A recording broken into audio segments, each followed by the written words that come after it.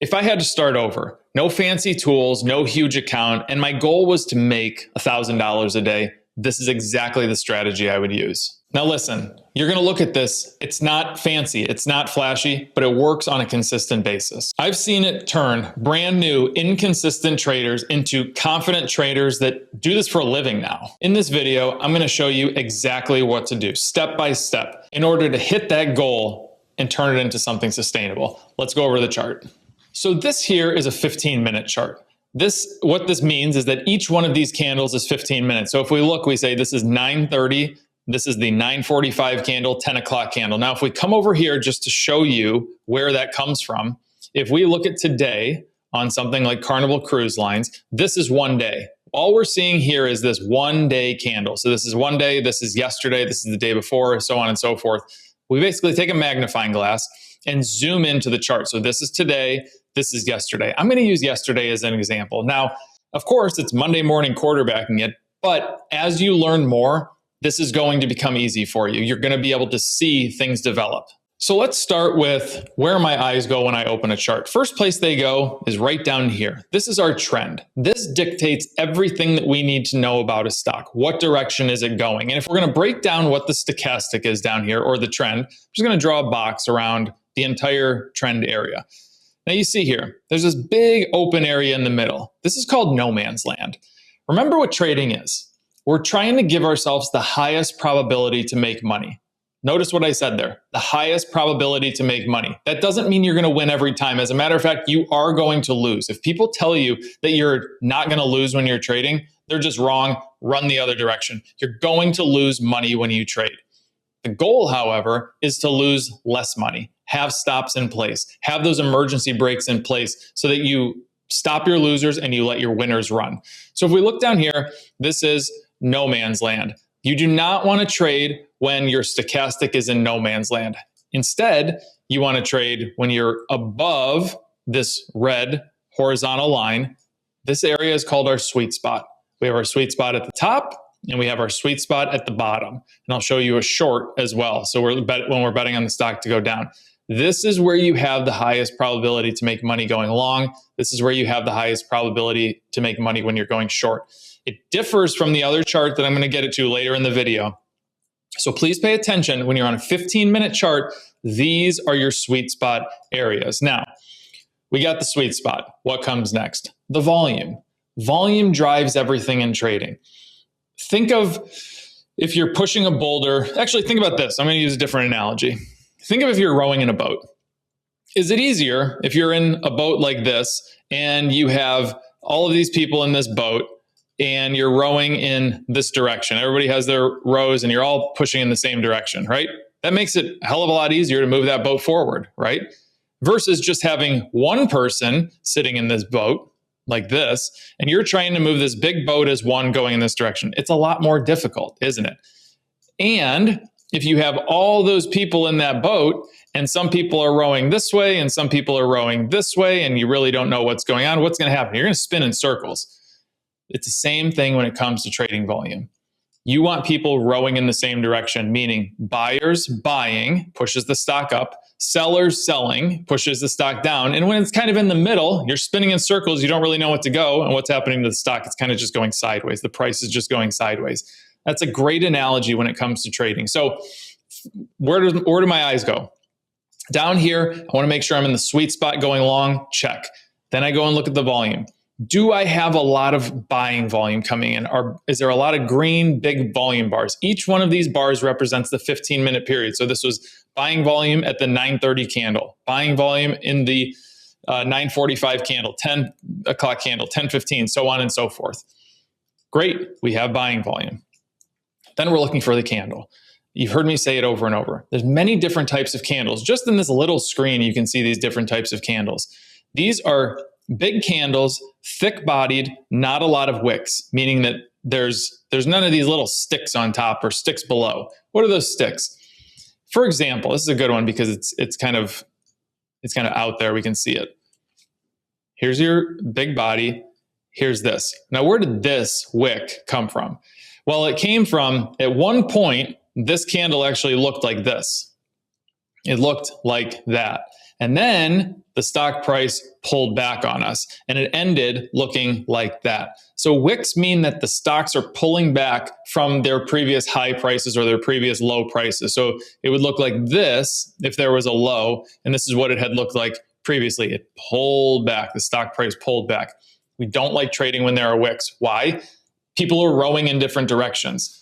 When you have a thick-bodied engulfing candlestick, everybody's rowing in that same direction. Everybody's pushing in the same direction, and they're staying there. They're not taking their profits. They're not exiting the position. They're staying there. So when we're looking at this, we see engulfing candlestick. Could have entered there. Maybe you didn't enter. Could you enter here? Yes. It's higher than the previous candle. You still have a thick-bodied candle. Were these two entry points good? No, I wouldn't say so. This was not bad. But what do we notice about this? We're still getting good volume and our trend is still above that 80% line. That's what's important here. Now, let's move over to another example. Let's look at here. This is app 11. This is going short. Now look at this. This was a couple of days ago. This is January 30th. You had the same thing. You had the stock. Remember, the sweet spot when you're going short, you're betting against the stock, is down here, right? You have selling volume, meaning that everybody's rowing in the same direction. It just is going down. And then you have these beautiful engulfing candlesticks that don't have a lot of wicks on them, and they continue to propel themselves down. This is what you're looking for. We can even go further. We can look over here. This is happening live right now. You get a great candle in the morning. You were down here in the sweet spot. Now, what do we notice? This is actually, I'm happy this is happening right now. You see this stock? You see this candle right here? You have wicks on the top, wicks on the bottom. That means that this thing started here. It went like that at one point. It went like that at one point, but it pulled back and it actually is it closed the candle exactly where it opened, meaning that you were spinning. The boat was spinning. It didn't make any sense to enter that position. So all of these things need to add up. Now, a question you may be asking is, okay, well, I'm starting to understand that, but how do you find stocks to do this? That is a great question. There's a couple of ways of doing this. You could go somewhere like a Yahoo Finance and you could say, okay, just show me the highest volume stocks of the day, the stocks that are out there having the most volume. You're probably looking at Apple, Nvidia, AMD, Tesla, so on and so forth. You can do that. Or you can go and look at what's moving just that individual day. You can go and look at some random stuff, maybe some biotech stuff, maybe some random AI stocks, and you can jump in. And the goal is just to grab a small portion of that. Or you can be in the Patreon community. People share messages back and forth. We have one person who just constantly screens for day trading. And every day he's like, oh, check this one out, check this one out, check this one out. And this is what he does for a living now. He's a day trader. That's all he does. That's where a great place to go is, and you have like-minded people. But let's get back to the idea of making that $1,000 a day. Back when I was exclusively day trading, my goal was to make 1% per day. It was 1%. Now, I say the number 1,000, maybe that's a number that you want to get to.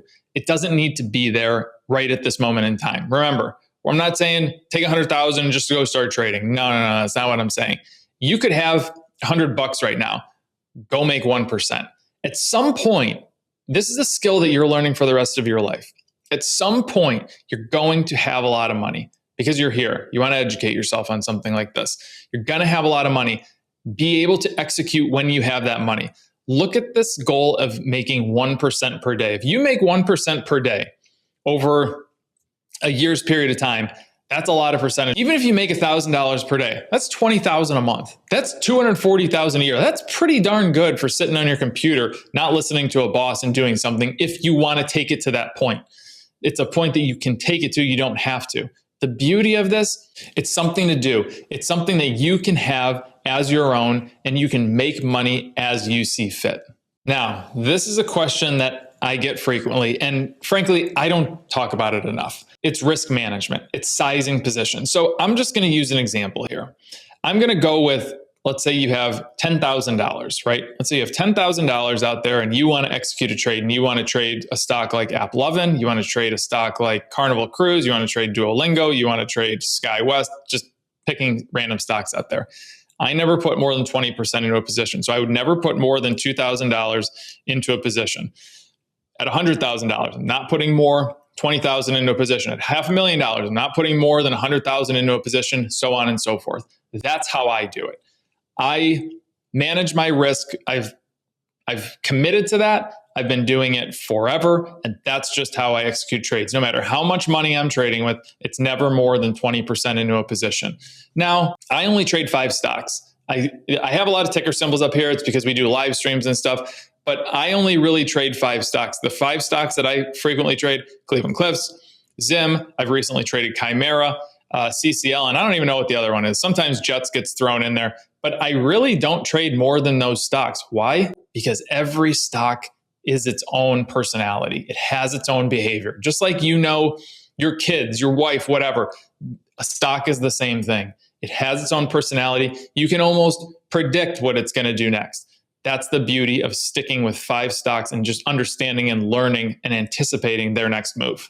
Now, the last thing that I want to say about day trading before we move over to the daily chart, because there's multiple ways to do this.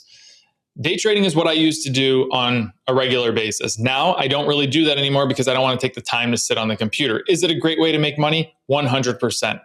Don't chase that $1,000 a day or 1% a day or whatever it is. And it has to be done. That is where you get yourself in trouble.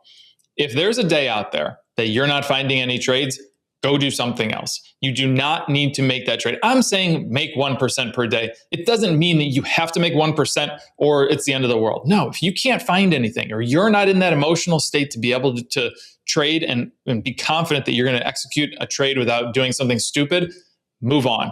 Let's say you're making a trade one day and you end up losing 5-6%. Does that mean that you need to go back and make 6-7% to beat that? No, you don't. Just step away. Take the L that day. Go take the next day off. Do whatever you need to do to get into in the right mental state. There's a person in our community. I'm not going to say his name. I don't think he'll care, but I'm not going to say his name. He messaged me one day and he was like, "Look, I've been doing this for a long time. I had some really, really good months in a row, but I've had a bad 2-week stretch. I'm just going to step away for a month." And he stepped away for a month and he came back and he's crushing it again.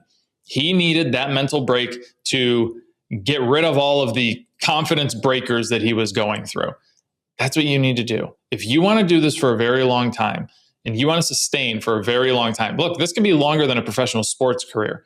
This is something that you do not need to have the physical capabilities to do, like you're hitting a baseball or playing in the NHL. You're going to do this for a long time. You have to be able to deal with those ebbs and flows. Now let's go over to a swing trading chart. This is another way that you can make money. So let's look at something like a Home Depot. Home Depot is interesting right now. Why? Because if we zoom out on Home Depot, actually, let's look at the weekly chart just so it's a little bit more clean. I can draw a couple of lines here. You can draw lines kind of at this peak here. You kind of got to this peak here. All this peaks in here. Okay, cool. Now let's go to this bottom and you have all of these troughs, right? So you basically have a stock that's consistently bouncing right here in this area between 420 and 320. And you're probably saying, well, it snuck out here. Yeah, but what did it do? It went back into this consolidation channel. So you can predict with pretty high level of certainty that you're going to stay in this area. Now, when did you sneak out here when the market was a disaster? When did you rally up here when the market was flossing? So you can kind of tell when these things are going to move. So if we go over to a swing trading chart, we can say, all right, well, I kind of know my entry and exit points. And furthermore, I actually know my entry and exit points in here because I'm looking and saying, okay, there's a peak there. There's a peak right there. There's a peak right there. See how consistent they are? There's a trough right there. Very consistent, right? Very consistent. So you know that this is kind of going to be your smaller consolidation channel. So with something like this, you can say, all right, remember I said our sweet spot on the other chart is up here and down here. Our sweet spot on this chart, the daily chart, same process. We come and look between 32 and 80. So instead of this being no man's land, this is our sweet spot in here. I don't know why it's deleting the S's. This is our sweet spot in here. Same candles. We're looking for big engulfing candles. We're looking for volume, everybody rowing in the same direction. We're looking for all of the same things, but instead, we're looking more day to day. You can stay in this. Actually, I need to say this. If you're over here, you cannot stay in these stocks overnight. The idea is a day trade, intraday, between 9:30 and 4 p.m. Eastern time. Do not stay in these overnight. Here, you can stay in them overnight. You can stay in these 5, 6, 7 days in a row. It doesn't matter. Just continue to follow the trend. So right now, what do we see? Well, we see a company with Home Depot that's starting to move here through the sweet spot, right? Now, I'm looking at this saying, well, I just drew that line there. I don't think it's going to go any further. So for me, how am I going to approach this? Well, I'm going to say, well, this is probably not going to run much further. Why? Because it's at resistance. Volume, you can see it's kind of tapering off. I'm going to wait for this to move up and turn into a short, and I'm going to try to short it down to these two lines, this 100 and 200-day moving average. Or maybe even the 25-day moving average. This is where I'm trying to play something like Home Depot. So as you can tell, I didn't go to too much detail on a swing trade here, but they're two very, very different trades, but the same way to get to making that average of 1% per day. And that's the beauty of the trading style that I use. There's something for everybody. If you're a person that wants to sit on your computer all day, every day, you go to a 15-minute chart. If you're a person that just wants to check your charts maybe 30 minutes to 60 minutes every day, you come to the swing trading chart. There's something for everybody out here to make that 1% per day, depending on your goal. Now, you may be looking at this going, well, maybe this does seem a little bit complex to some of you, but it's really not, especially those of you that have probably watched other channels. I've seen more traders that have done better simplifying methods than have had these complexities. Now, if you look at this chart, for example, you might say, well, there's a lot going on here. There's really not. You have trend, that's one indicator. You have volume, that's two indicators. You have these four major moving averages, that's three indicators. If you want to call a moving average an indicator. These are more indicators to me, two indicators. This is just supplement to me. You don't need to have them. It plays a role in helping show you where resistance and support is. That's it. There's two indicators on these charts when you really break it down to it. And that's all you need. I've seen more success stories with keep it simple, stupid when it comes to trading than I have throwing in all of these other indicators to try to make money on a consistent basis. In our Patreon, a gentleman named Bailey and myself go live multiple times per week. We trade live multiple times per week.